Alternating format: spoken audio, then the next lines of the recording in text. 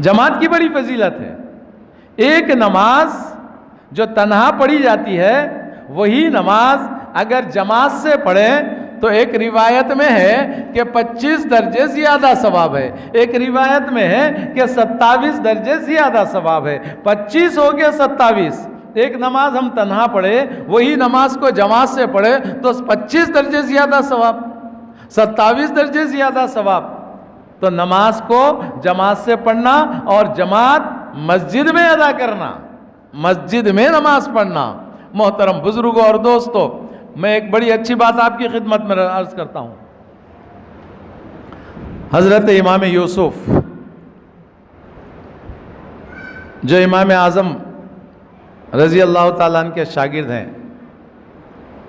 اور امام محمد اور امام یوسف کے ان دونوں کے ایک شاگرد ہیں حضرت عبداللہ ابن سماعہ. حضرت عبداللہ ابن سماعہ رحمت اللہ علیہ، ان کی عمر 130 سال گزری. 130 سال رہے دنیا میں. 130 سال میں جب سے کہ وہ نماز ان پر فرض ہوئی، نماز فرض ہونے کے بعد سے مرنے تک کوئی جماعت ان کی نہیں چھوٹی. پڑھیے جی، 130 برس کی عمر. اب جب سے نماز فرض کس پر ہوتی ہے بھائی؟ مسلمان عاقل بالغ پر.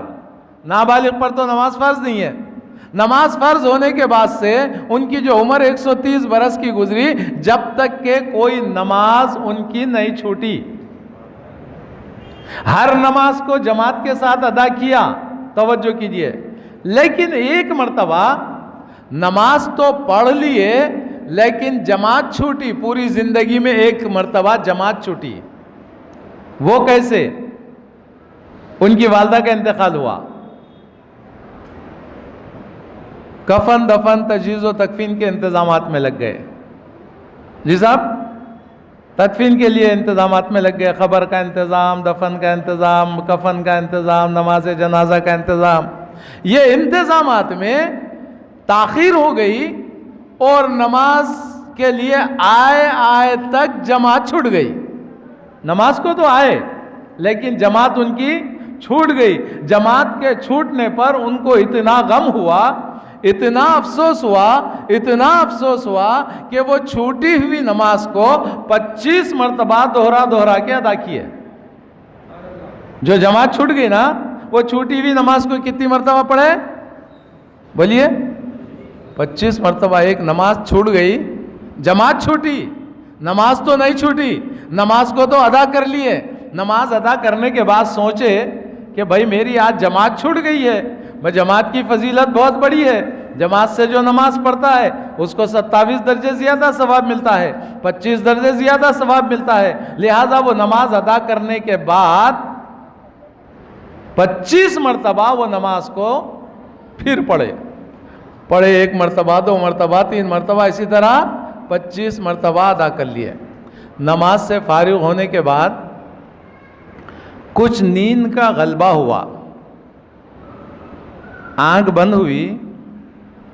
کچھ ہوشیار ہیں، کچھ بیدار ہیں اور کچھ غنودگی میں ہے. کسی نے آواز دی، اے عبداللہ ابن سماعہ، تمہاری نماز کی جماعت چھوٹ گئی اور وہ چھوٹی ہوئی نماز کو تم نے ادا تو کر لیا اور 25 مرتبہ اس کو دوہرا لیا، لیکن وہ جماعت کے ساتھ جو نماز پڑھی جاتی ہے، امام صاحب سورہ فاتحہ کے اختتام پر وَلَضَّالِّينَ کہتے ہیں تو سارے مقتدی آمین کہتے ہیں. ان آمین کہنے والوں کے ساتھ فرشتے بھی آمین کہتے ہیں. وہ فرشتوں کی آمین کو کہاں سے لاؤ گے؟ اللہ اکبر. جماعت کو تو تم بار بار پڑھ چکے ہیں لیکن فرشتوں کی آمین کو کہاں سے لاؤ گے؟ اللہ اکبر. دیکھو جماعت کی کتنی اہمیت ہے.